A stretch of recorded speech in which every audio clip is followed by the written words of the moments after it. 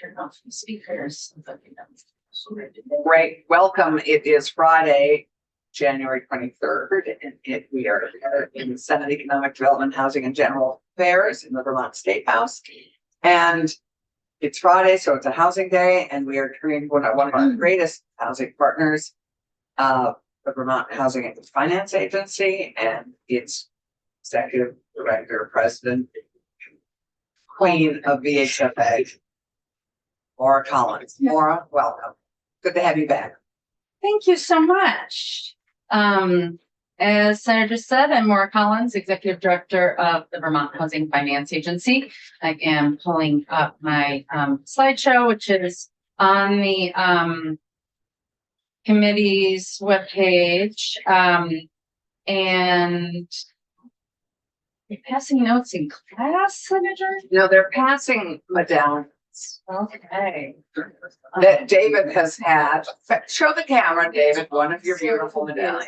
I gave my last one. Anyway, he's had beautiful Vermont State House, Well, Vermont that's different. Field Oh, that's medallions. different. That's a different project. Oh, Sorry to. you're not. No, that's It's all thank you. part of life here. You helped me Well. because it bought me a little time to pull up my presentation. And you have, for those of you who like to make notes on your presentations, you have one at your desk. Okay. So, yes, it's in a second going to switch to the prettier mode. And so I'm here for the Vermont Housing Finance Agency, VHFA. We run a bunch of programs. My goal today is to tell you about what we've been up to. And I know that you got some testimony. There we go. Recently also about VITA and expanding their statute. I'm happy to answer questions there and give you some updates on some of the programs that this committee has thankfully supported for many years. In a few minutes, I'm also going to be joined by my colleague, Deb Flannery, who is finishing up a meeting, but she may join me to answer some questions if we get into detail. She replaced Seth Leonard, some of you knew. Yeah. So she oversees all of our housing development programs. I can't start a presentation with you all without just reminding you what we need to be doing. I think Chad Simmons may have shown you a chart like You this. did indeed. And Yep. actually, many people have used this chart. Yep. And so just good news is we're all on the same page that we need a lot more homes. We need a lot of them to be affordable. This is imprecise. In my office, I have a mobile hanging where there's multiple arms because I like to often reference it with my team where I'm like, yeah, if we pull on one of these things, the other ones move. And so just remember that in a housing market, it's not pure, and that if you build a lot of for sale homes, you will free up rentals. You know, if you build a lot of rentals, you will address the homeless population. If you create housing at the lowest end, the cheapest homes, you will create more move up opportunities and the like. So what this chart says, you've already heard, 2/3 of what we need to build do need to be rentals. The remaining 1/3 should be for sale homes, and 3/4 of them have to be affordable, should be affordable to people earning under 80%. We will talk about the housing needs of all Vermonters. Pretty much everyone has a housing need, but it is most acute at the lowest income bands. So, yeah. David. If I can, so affordable, just in your mind, does affordable or a neighborhood plan? Does affordable mean that there's a initial state injection of cash or a perpetual injection of cash? The way I use the word doesn't assume the model of how we get there. All that I care about is that at the end of the day, the resident of the homeownership or rental unit is paying 30% of their income for their housing costs. That's what I care about. So I'm lucky enough to live in an affordable home. I have not received the kind of government subsidies that we talk about in these programs. Although I do want to point out, I received the nation's largest government subsidy that I bet you a lot of people in this building receive.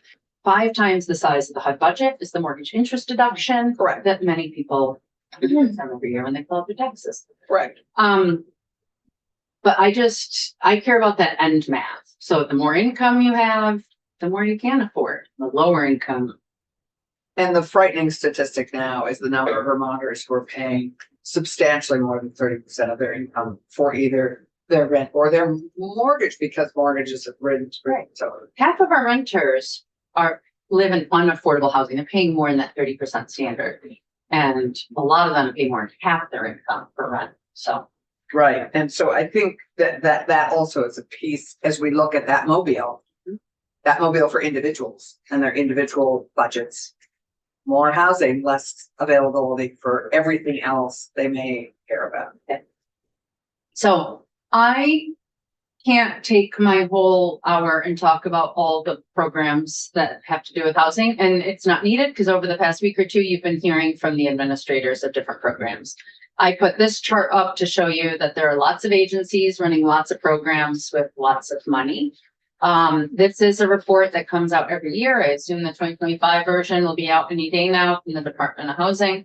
What I want to call out on this chart is this number right here. This is weird. If you went to that link at the top of this page, you would find this report going back more than 10 years, and you would see how the investments in housing in Vermont have changed over the years. You would not see a lot of charts where there's this row that says one-time general funds.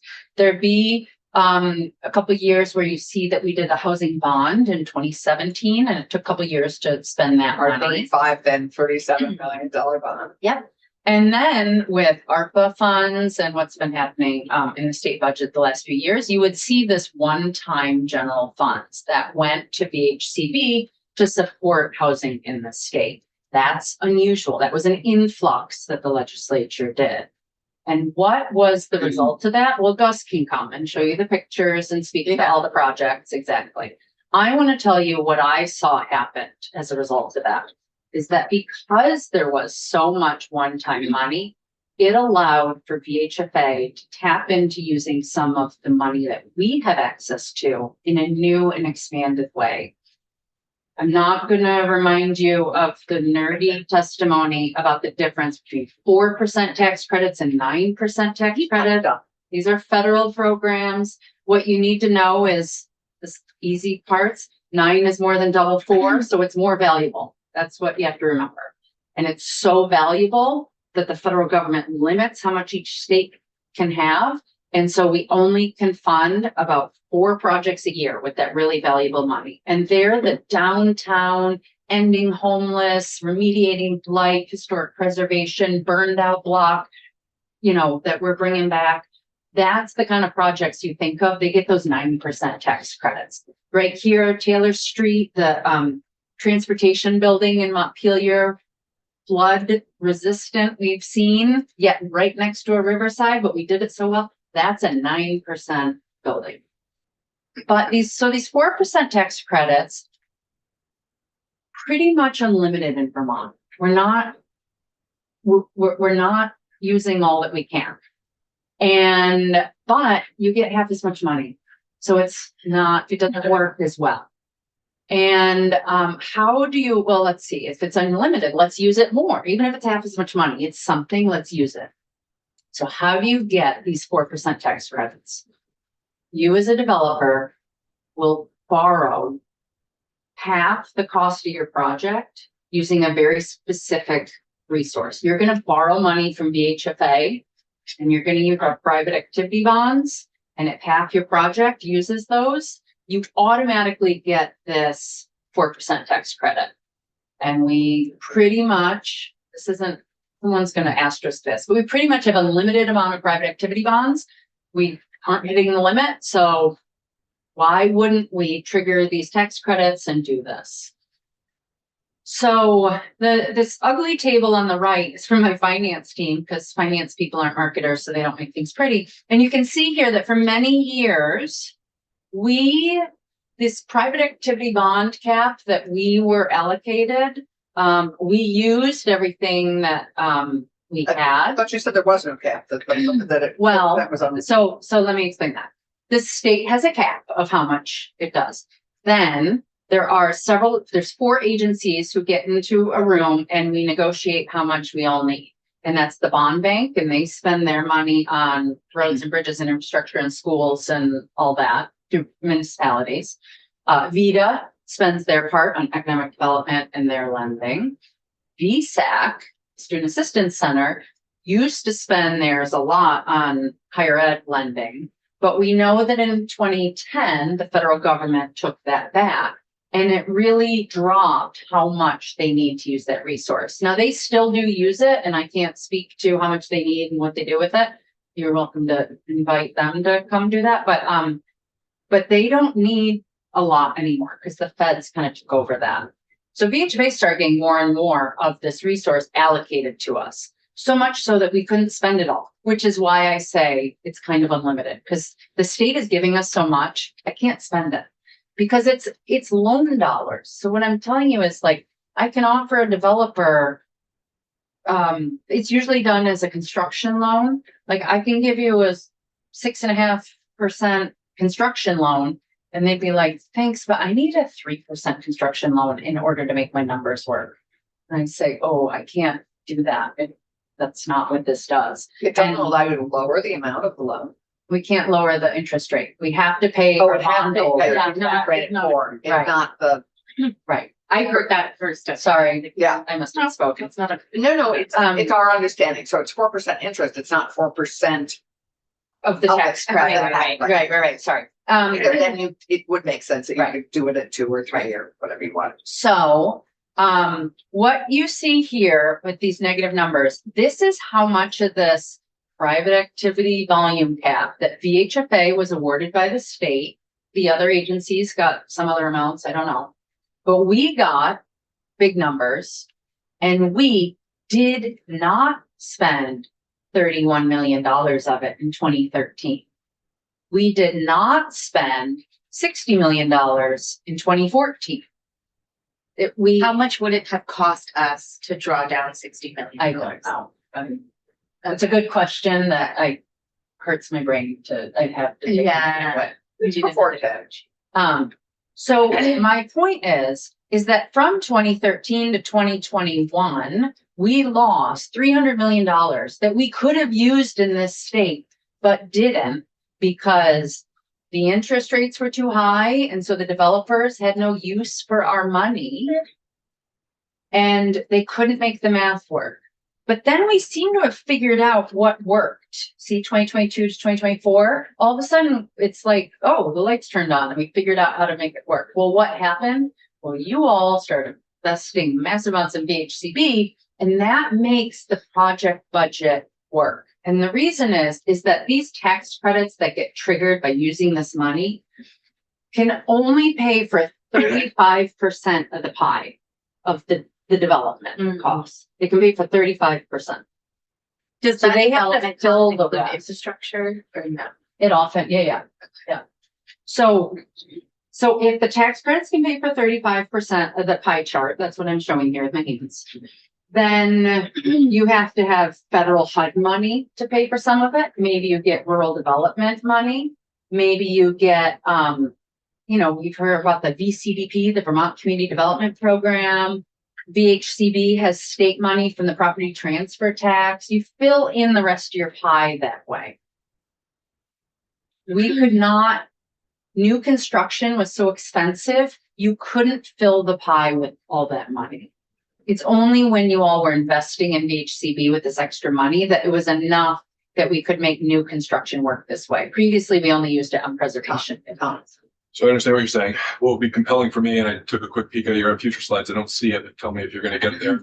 Can you also show housing construction volumes overlaid on these periods? Because if you can also demonstrate that we saw housing production skyrocket, especially with affordable housing during the times when we were able to draw down, use these capacity, maybe work for the previous 10 years. That'd be a much more persuasive argument. That's a very good point, and that's going to get complicated by the rising cost. Right. I So was going to it's say, all- and the cost per unit also becomes. Right. So the challenge is both workforce and cost. Dave, Are you anticipating a friendly competition with school construction costs being added to to the, I'm not. We are able to roll over our allocations for 3 years after we're given them. So VHPA is sitting on hundreds of millions of dollars today that I don't anticipate using, so I'm not feeling competitive with anyone right now. Speaking of not feeling competitive, you kind of, you talked about a very interesting meeting that happens, right? Where 4 different lenders divvy up these tax credits for 4 different very important uses.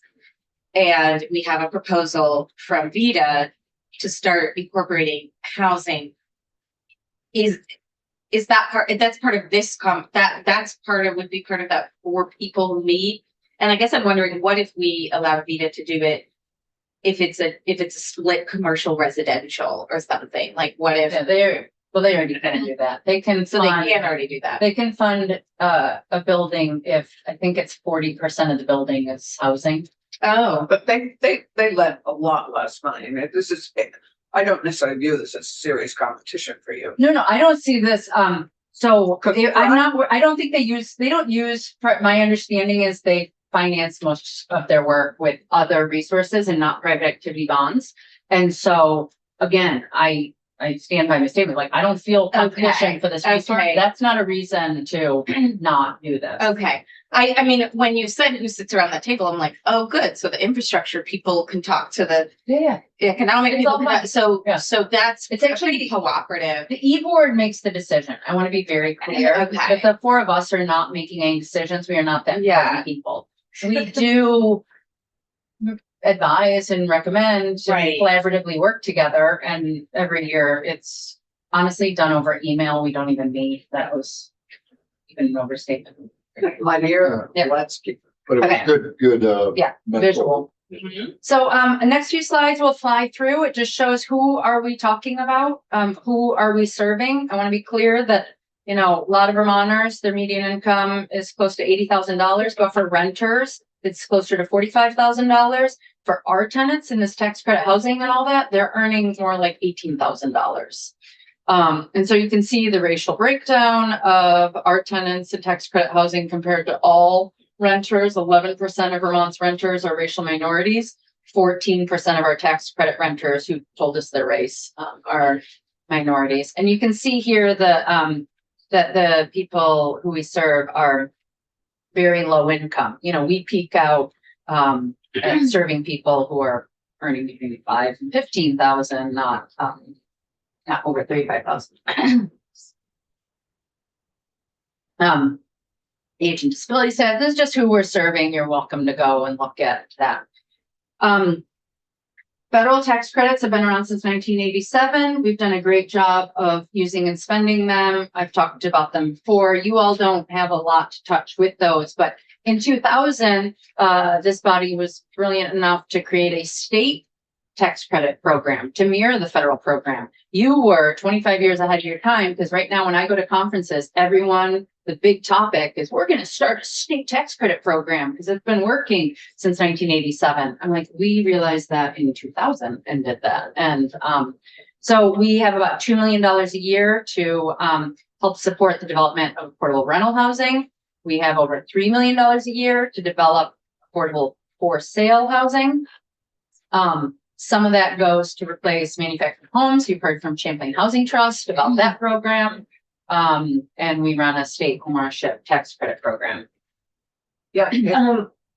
One of the conversations I've been having over the last year, and it's ramped up, I would say, the last 6 months, is how to create a prefab supply chain across the country and bring down the cost and the travel time of manufactured housing. Are you part of those conversations, or how are we doing on, a national prefabricated supply chain? I don't foresee that that's where the first wins will be nationally. I think it's going to be regionally, state think- level. yeah. There's New England states are talking together. Individual states that are bigger than us can get their own thing going. Right. I'm not going to hold my breath for something national right now. Okay, we we don't have the lumber, right? Like it is a national supply chain anyway. Mhm. So there's a you know, somebody who went to UVM and is working on this supply chain Yeah. hub in Kansas City, which used to be America's supply chain hub because that's where all the trains meet. So, you know, I hope we're getting serious because I don't know who in New England would be that hub. Yeah. But regional makes some sense for transportation. Yes, Oh, the really? the rail. Well, it does. It does because all these units have to be transported, and so yes, to the rail. Well, the obviously units from don't need to be transported. The pieces, like The you could pieces, have a exactly. template and get the prefabricated pieces. Correct, and we've talked about that quite a bit. And you were going to do some additional work this summer, which we did not finance, but I believe a lot of that work is continuing without state financial support. Correct. And so the Homes for All program has been looking at how to do this. The State Housing Authority has the manufactured home infill program that I believe they'd want to expand and has been a wild success. And so there are models of this. The materials and supply chain issues are ones that a lot of people are working on. I just I haven't seen something I'm excited about to happen soon. In addition to the tax credits that I said were created in 2000, which was rental housing, and then you can also build for sale homes. In 2014, the legislature expanded the state tax credit program, and they allowed VHFA to sell some of these tax credits to fund a DPA, down payment assistance program. It's been around for 11 years now. And so this is what I'm going to be talking about. I'm speaking about in Ways and Means later today. I'm asking for this to be included in the miscellaneous tax bill. I'm hopeful that maybe it would be in a committee bill, But I but see it in less than an hour in our housing, our draft, very high level housing bill. so I'll let me explain it so that when you see it, you know what this is talking about. So VHFA sells tax credits to banks because banks have to pay taxes on their deposits. If they have $1 million of deposits that they're sitting on, they pay what's called a bank franchise fee, and they pay that. They don't want to pay that tax, and so they buy these tax credits instead, and that way they don't have to pay so much in taxes in that way. So they get a good rate of return and all that. What VHFA does is we take that $1 million plus each year, and we make 0% deferred loans. It's like a silent second on your mortgage. You get a VHFA mortgage. You're a first-time home buyer. We're going to give you up to $10,000 to help with your down payment. That means your mortgage is $10,000 less. Your mortgage payment is lower. Your loan to value can be changed. So you see it can be paid for down payment and closing costs. You don't make any payments on that the whole time you own the house. But when you refinance, meaning you get rid of your VHFA mortgage because you have enough equity to get a regular mortgage, you do pay it back to VHFA and we lend it back out. Or if you sell your house, you pay it back. So we don't lose the money. It's still an asset of the state. And it's a revolving, That's what goes out comes back in eventually. exactly it. You've heard about the first time homebuyer grant program for first time homebuyers where their parents didn't own a home. That's different. That's regeneration. Exactly. This is just first time homebuyers. These are the people we have been able to help with this program. The middle column says that these people have got VHFA's down payment assistance. The other people have a VHFA mortgage. They're low income, all that, but they don't have down payment assistance. You can see that who we're serving with the DPA is lower income. They're buying cheaper homes. They're putting less down. They have lower closing costs, lower credit scores, younger, and the like. It has to be first time. It does. It has to be That's in first statute. time. And we've had many colleagues actually in this building who have been able to take advantage of this, Yes. particularly entry level Yes. public servants. The, Really, I can't remember if I have a slide on it, but I can tell you that, we track the employers of all the borrowers, and the number one employer of who we're serving. State of Vermont. Of course, because that's the number one employer in the state. Yes, but it then from there, like healthcare and all that, so it's very outsized, I'll say. David, you had a question? Yeah, just a curiosity.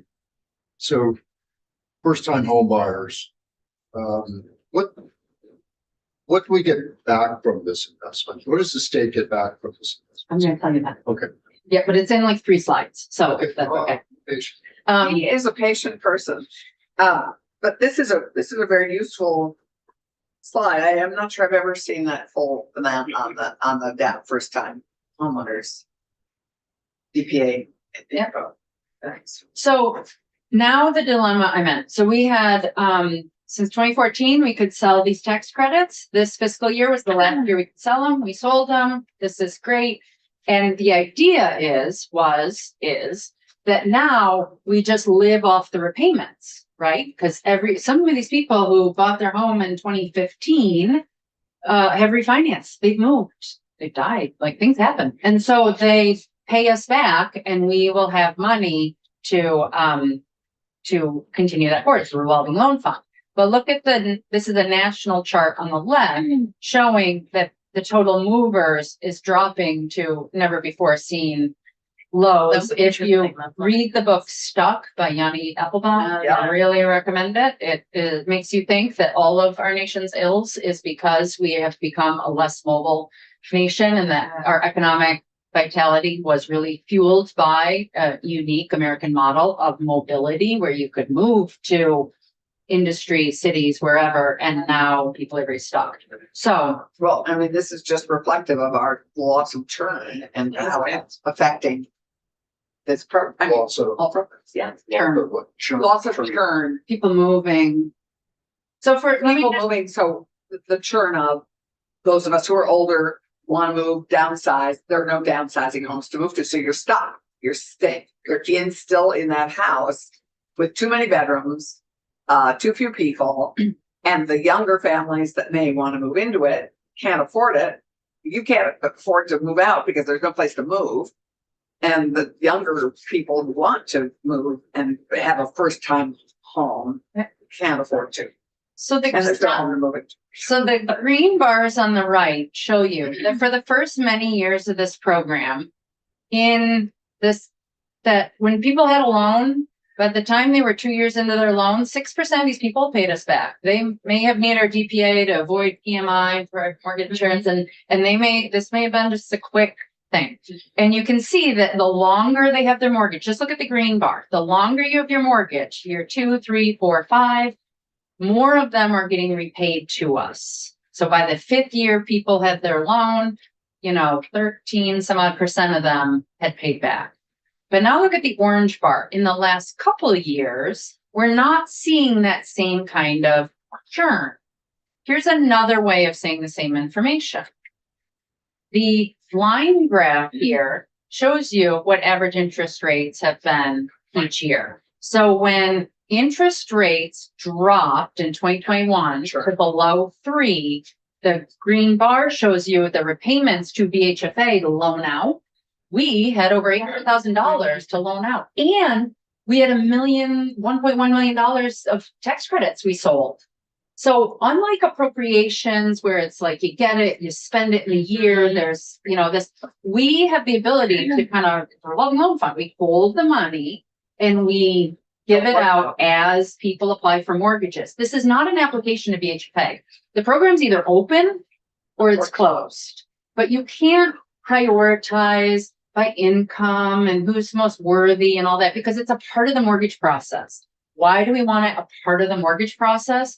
Because you all don't pay a dime in admin fees. Mm-hmm. It's a part of all the signatures, all the stuff that happens is done as a part of your mortgage. And so this doesn't cost the state anything to run this. I guess Senator Weeks, I would say after sort of the arc of this week, this is the science of affordability.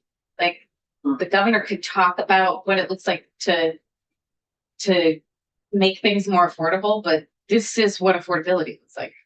Or lack thereof. If you can't afford a home, if you can't afford childcare. So this is the science of making it affordable. Well, I would say this slide answers your question, which is we've helped over 2,100 people over the last 11 years. Most of those people still live in that house. So for this committee in this building, I would say, meaning they are still paying Vermont taxes, working in jobs, spending money. They are here. They have not moved. I know that. They still have that mortgage for their primary residence. And I know what they bought their home for because it's a VHFA mortgage. Right. And I can tell you that of those people, the equity, their home prices have shot up over the years, and they have amassed over $78,000 of equity on average per household. Another 500 loans have paid us back because they refied or moved or something happened. That gave us $3 million that we lent back out. And those people walked away with an average of $50,000 of equity that they had access to because of this program.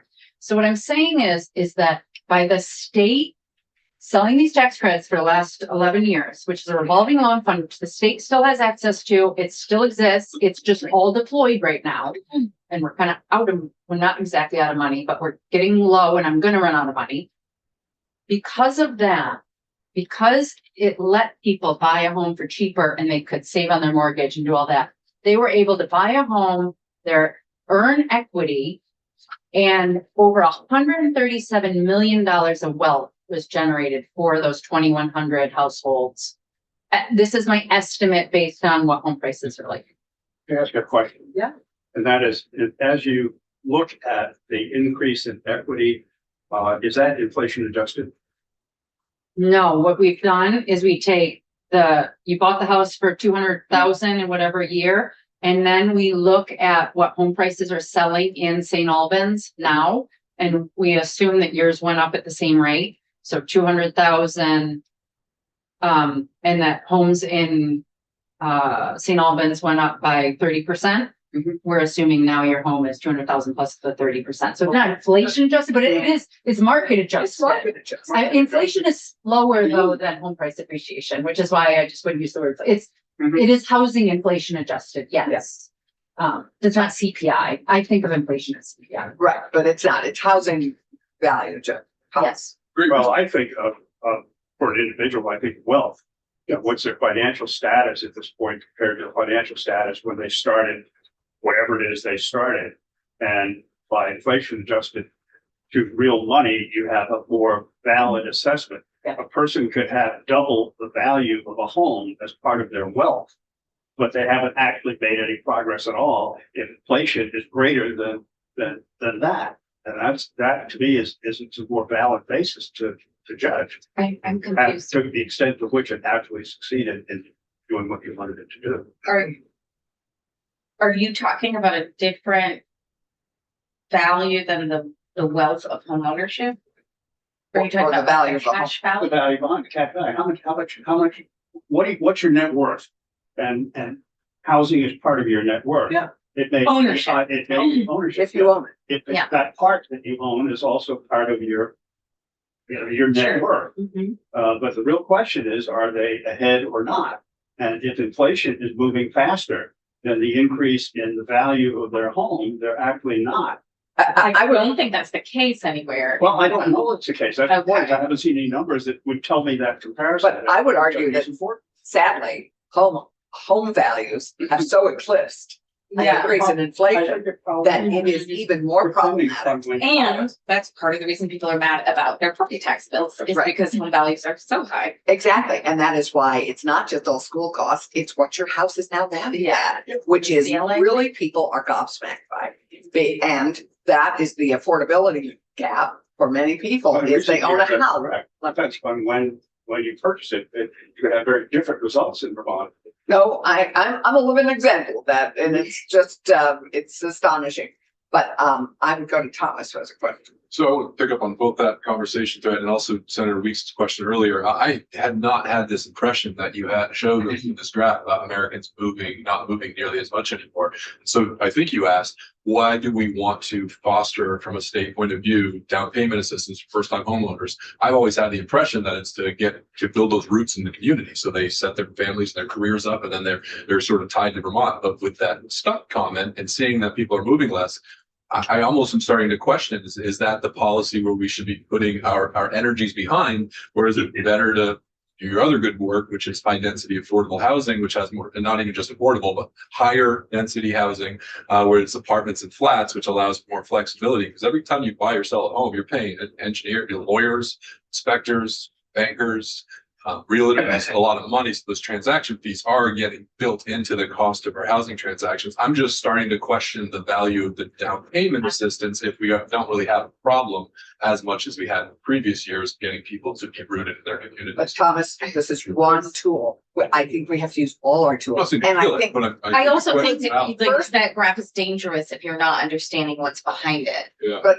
when I go to your first point, it's as important for people to be buying and investing in their communities. I think that value is still very much in place. And then, sorry, Gage. Well, And then David has. people moving within their county generally meant that they were buying something. Yeah. Not moving is different than not moving from one thing you own to another thing you own. But shouldn't we be fostering if there's Well- value in mobility? You're Well, less mobile. There's not just, buy a home. I would say Take a there's quick- not value in anything in a vacuum. Correct. This is a, Exactly. Yes, that's. May I? we don't just want mobility. in Let's Vermont. let- We want people to be able to afford homes. So let's let Laura answer that. Apologies, I'm looking at my Ways and Means testimony. I was gonna go more into depth on this program for them, but, the difference in the wealth gap of owners and renters, I think is important. We're trying to help create wealth of households. And so the median net worth of homeowners is $400,000 nationally, and for renters, it's $10,400. So less than half of renters own appreciating assets, because you can have appreciating assets that's not a home, let's be honest, but less than half do, compared to 78% of homeowners when you exclude their home. So appreciating assets, people think of as homes, but let's take homes out of the equation. A homeowner, 78% of them have an appreciating asset and less than half of renters do. And then that's only going to grow when you look at the equity that people have in homes. There is no way anyone's going to see this chart, but you will have to trust me that what I have here is a Fred St. Louis Federal Reserve chart that shows that in 1996, there was about $4 billion of owners' equity in real estate.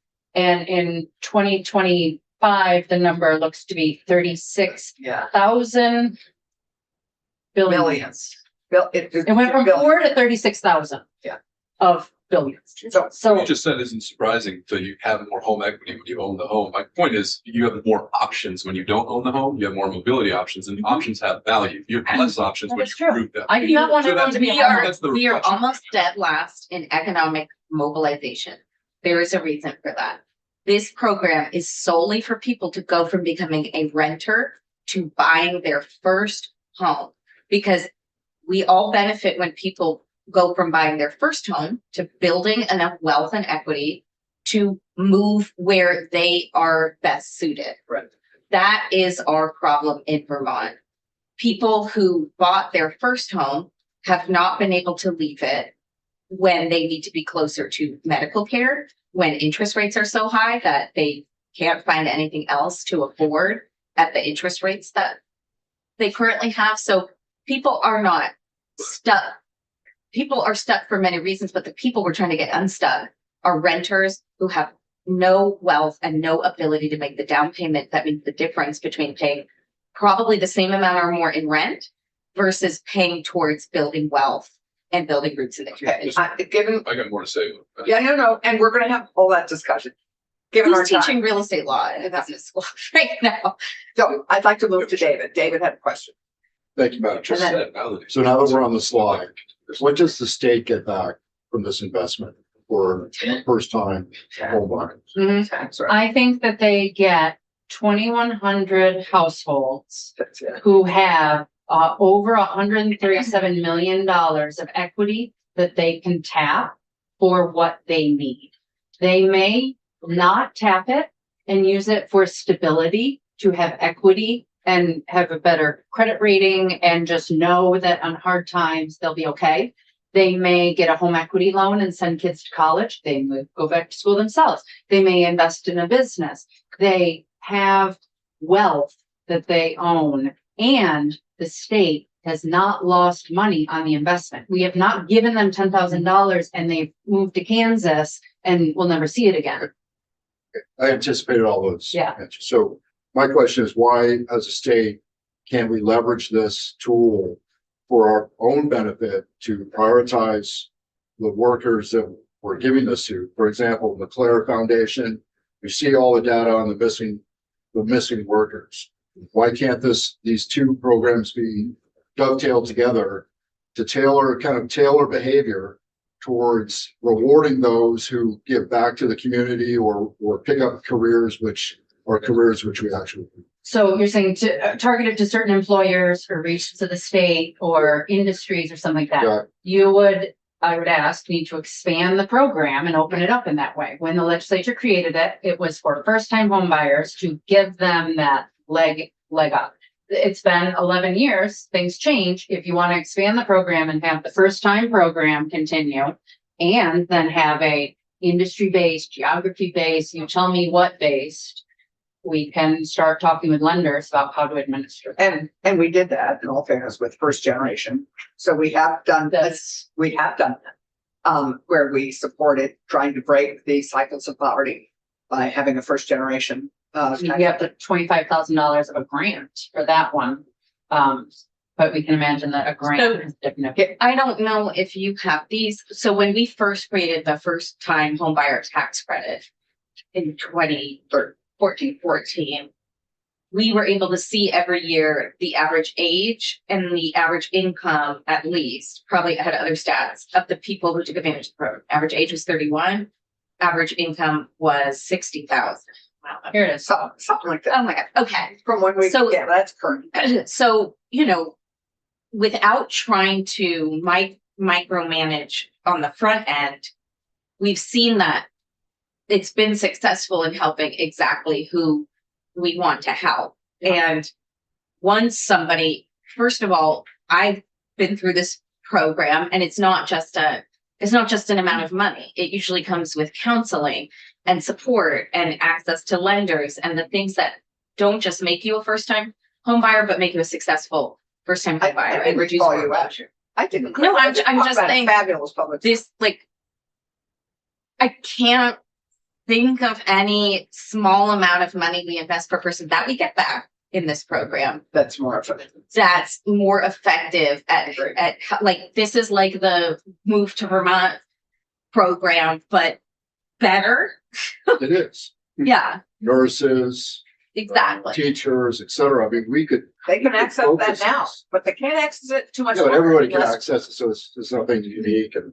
So Actually, they won't be able to access that. Yeah. For only first-time home buyers, but you're contemplating expanding the scope to target industries. Well, that's narrowing scope. that's narrowing the scope. It's narrowing, but it's focusing for the benefit of the Yeah. state, what we need. Yeah, Well, this I mean- benefit, I don't think I it's would argue narrow. this benefit. If this is for first-time home buyers, and you're talking about expanding it to also be applicable to certain industries in need, I don't see that as narrowing at all. That's what I think. It is applicable to them now.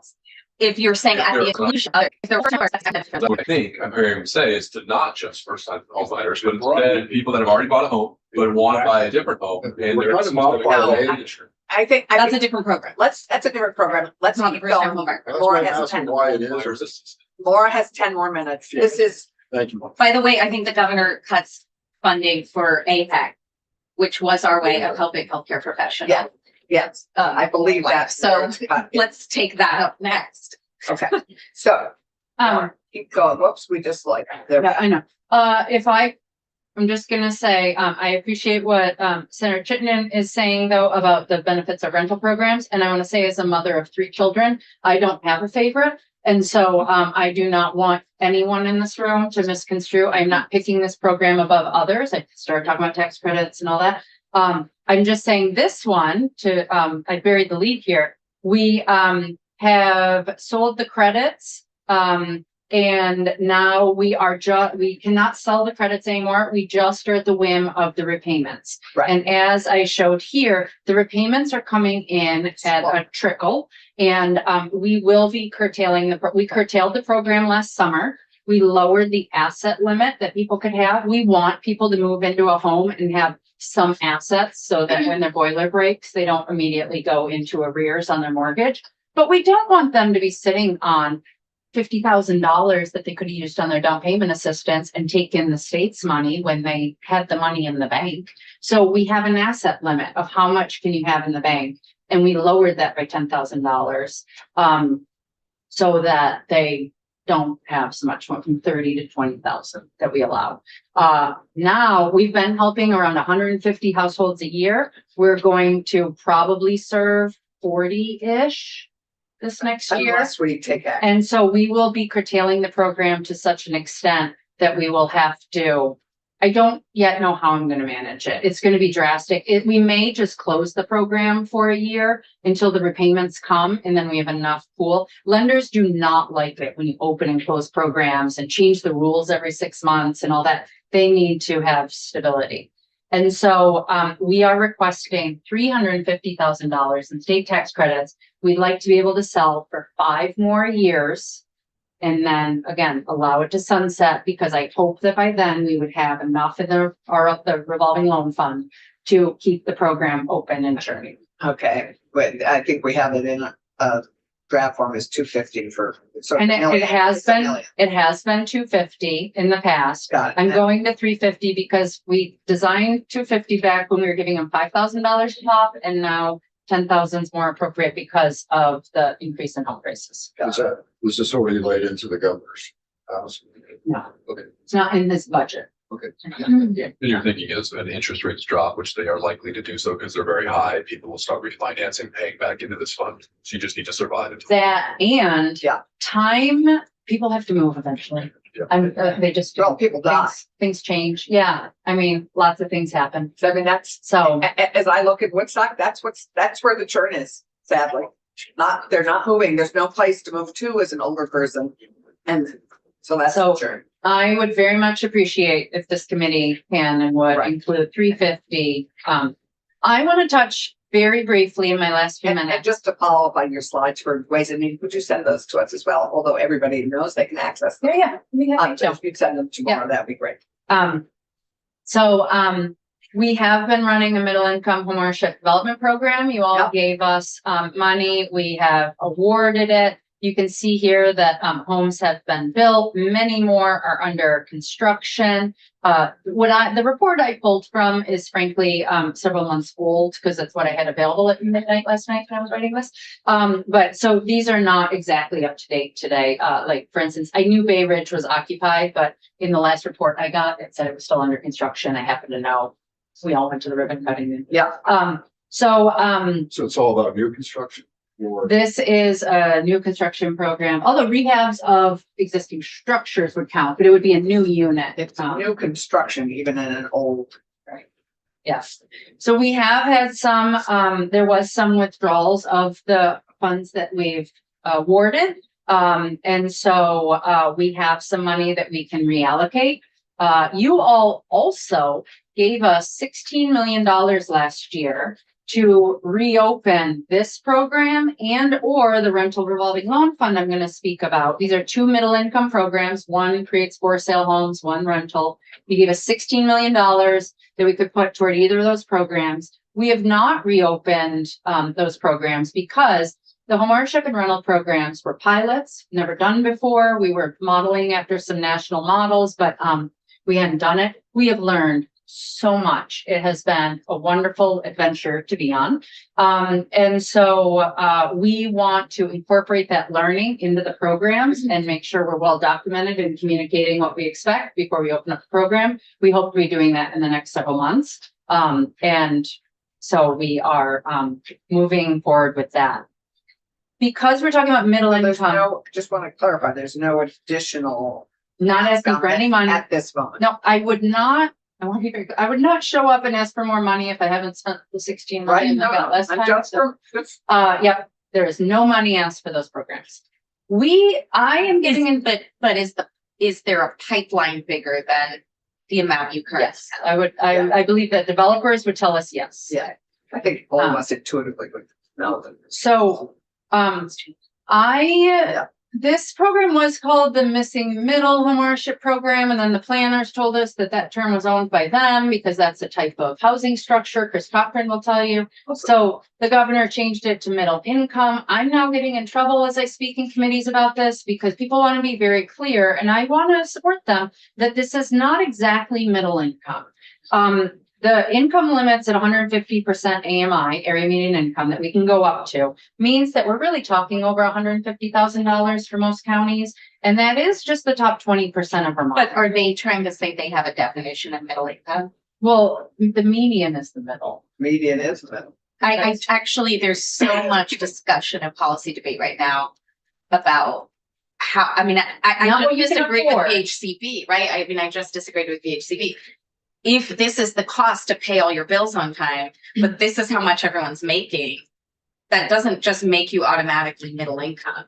It's not like wealthy people are the only ones who should be able to pay their bills on time. I completely understand that. But when I'm asked Yeah. what everyone's incomes are, I just want to say the median is the middle. And so if people are. But that's not being middle income. This is where, It's not middle in terms of what you can afford, but it is a median. but actually, that's the problem with moving away from the term missing middle. We have a missing middle class.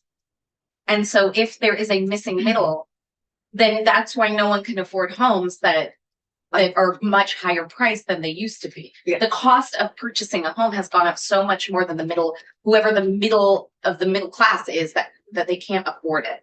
Correct. We have all sorts of examples around this table of children who are in exactly that spot. So, So this That's- program allows us to serve people up to 150% of median. You all took testimony from VITA, I believe. I know it's been a discussion. I think they were in testifying. Yeah. About expanding their statute. So I just wanted to show that through this program, and I'm going to say the next one is the rental revolving loan fund. We are allowed to go up to 150% of median. And so I want you to know who we're already serving. And then the question becomes, I think there is a part of the market that's above that VHFA is probably not going to get into. Sure. So there's statute saying like if VHFA passes on it, could VITA get into it? Right. I don't anticipate that VHFA is going to start creating homes and lending and doing things above 150% of median. Because the weighted average of these 150% across these counties by population is 169,000. Back of the envelope math, 30% of that monthly is 4,200 that they can afford for housing costs. You got to take out taxes and insurance. That leaves some amount left for your mortgage. Therefore, an affordable mortgage would be about 590,000. Everyone has to put down a down payment usually. So I'm thinking it's a home, just over 600,000.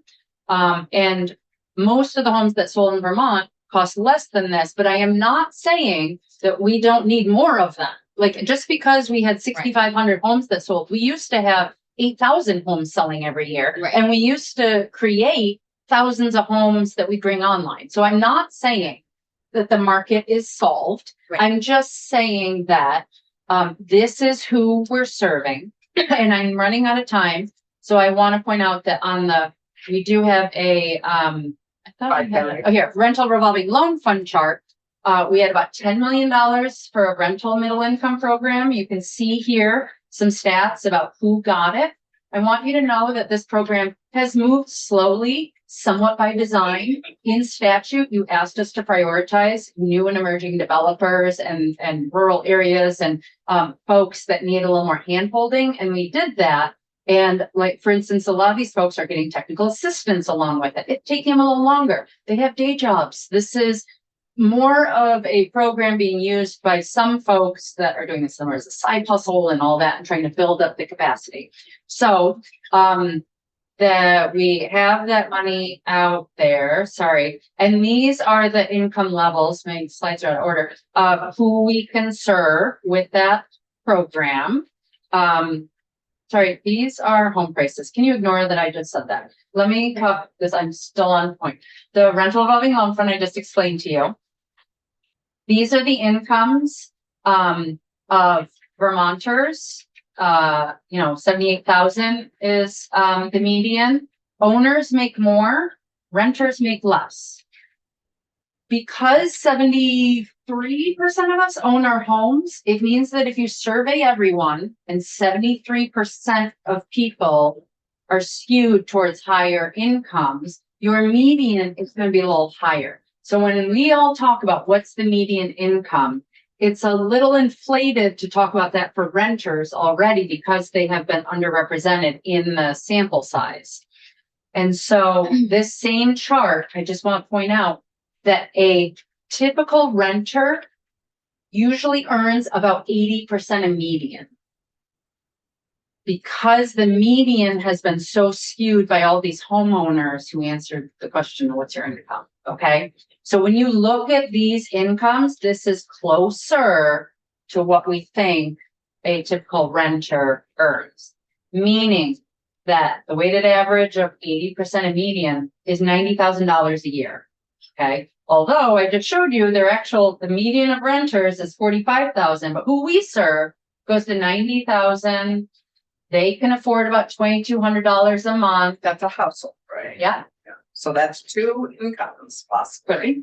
Our household sizes are very small though, but so renters are even smaller, I want to point out, but yes. So they can afford about $2,200 a month. I'm not going to say what rentals are in every community in the state, but that is not far off from what we see as a rental market. I want to point out these people probably are not buying a house though. Okay, look at the bottom here. An affordable mortgage, when you do that math, they have to find homes at 350,000 and Zillow and Realtor.com will tell you good luck. And they have to save. Yes. So my point is that if you want to hit the middle income for renters and get to the population that you're talking about, you're stretching. They kind of live in this 80% world. So you're kind of stretching into the 120% AMI world. These folks can afford $3,300 a month in rent. Like now you're talking, you get a couple workers living together and all that. They can afford a bit more. That's more of the population, I believe, that you're speaking to. And so my last slide just talks about who are we serving and who are we not, to answer the question about VITA and all that. Is that what we do best, I want to be very clear, is affordable housing. That's what we've been doing for 50 years. Like the under 80% AMI. I could talk your ear off about tax credits. Do you mean perpetual mortgages? housing? Can be, yes, and it doesn't have to be. But I'm just saying, like the government subsidized affordable housing, that's what we have the most experience with. As well as our mortgage program that predominantly serves people between 80 and 100% AMI. Okay. In the last few years, we've been called to service to do more middle income programs, which I just showed you, new, emerging, and I'm proud of what we've done. And we've stretched. We think that since most renters come in around 80% AMI, that it makes sense to stretch available programs and stock up to 120-ish. And for homeowners, most of them are earning under 120% AMI. And so stretching to 120, maybe 150, which is what the legislature has chosen, like that makes sense. We are not, I'm not going to say probably, we're not going to be proposing programs to you all or trying to find funding for over these limits. We have enough work to do. If I could go back to my very first slide of where the need is, I want to focus on the 3/4 of housing needs that are under 80% AMI. 80%. And so we're going to keep Yeah. spending the money and running the programs and doing things. I want to focus though on 120 and below, maybe 150 and below. And so if other folks see market needs and gaps above that, then Right. yeah, I do want to point out that when you are talking about renters, hold on, where's my 150 chart? If we're talking about what you can afford at 150,000 and you're talking that over 150,000, you can afford $4,000 a month. I don't see rentals out there priced that high, so I don't know that there's a big market there at that point. But maybe in the home ownership side, my last point is, please make sure we're not inflating the market, because I do have developers right now who are very unhappy with us because they are telling us that for their projects to pencil, they need to earn like, I'm going to make up numbers, like $2,000 a month in rent. And we say, that's fine. We're going to cap your rent at median income. And just hearing that term and knowing we're an affordable housing lender, they're like, wait, you're stopping me. The statute says I can go higher. You know, that's not okay. But when I show them that rents in their area and what they're asking for is $2,000 a month, and rents in their area are actually like $1,700 to $2,000. So I could get on board with that as a lender. But that median income is $2,900 a month or $2,700 a month. I'm not going to make a loan where you're going to create a unit that's inflating the market, because I don't think it's going to get occupied. And now as a lender, you're not going to pay me back. It's not good business sense. And some of the, I'm oversimplifying, some of the complaints around the rental revolving loan fund is, but I'm allowed to go to 150. And I say, yes, but you're not allowed to inflate the market, and you're not allowed to make me make a bad loan. Right. And so I'm not going to let you have a rent that's well into the 3,000s just because statute says you can, if the market study doesn't prove it, and if common sense doesn't allow. As a lender, it doesn't make good business sense. And I hope I'm not pressured into making bad loans, because then the kind of testimony I bring to you is going to be the stuff I've never talked about, which is, VHB's in dire financial straits and we're a quasi state, and that could impact the state budget. You don't want that kind of testimony from me. I've never had to do it. We're highly rated. Don't worry about it. But I don't want to get to that position. So when we have some discretion and some prudence in what we're working with developers and municipalities on, I want you to know that we are facing in these pilot programs some tension right now as we're working through these pilot details. And I'm okay with that. And anyone who wants to sit down and talk math, that's my jam. And I think it is a compelling case.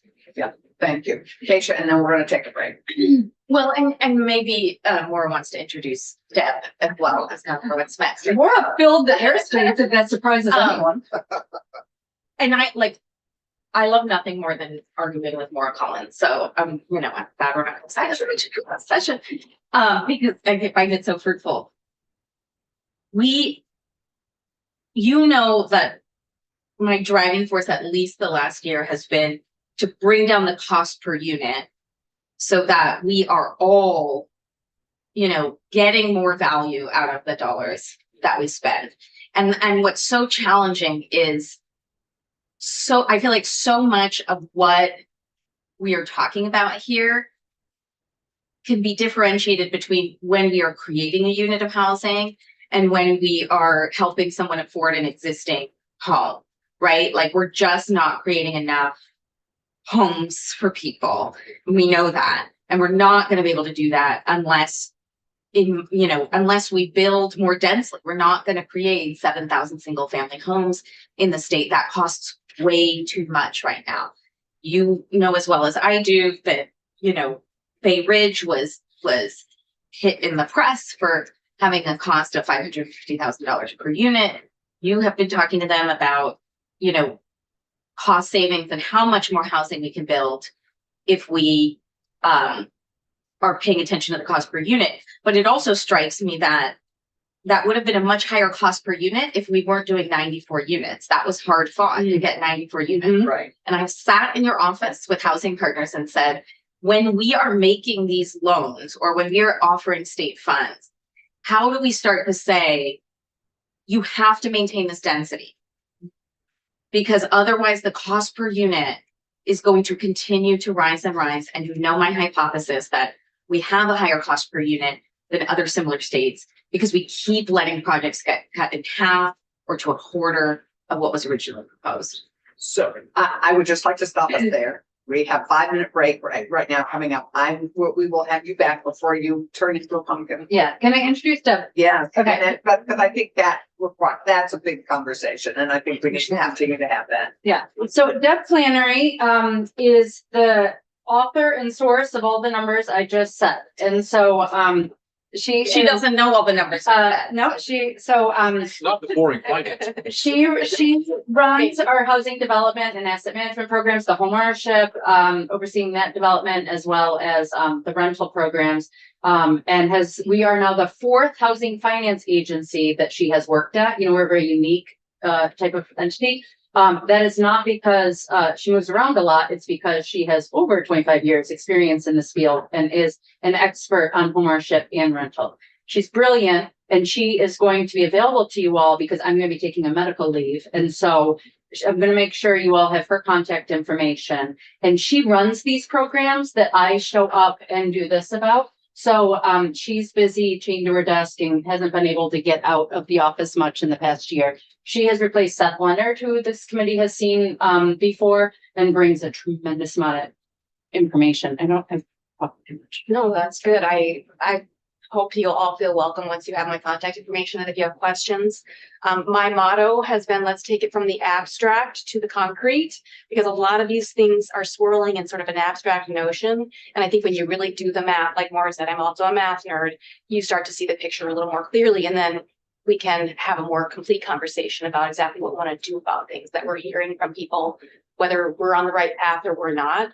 And I think there's a lot of sort of abstract comments being made and about some of these programs and the way we're administering them. And I'd love to engage in those conversations with all of you as you're hearing things or have questions and concerns. Great. Thank you so much, Deb. Thank you, Maura. More to follow, Maura. Good luck. Thank you. And we're going to go offline.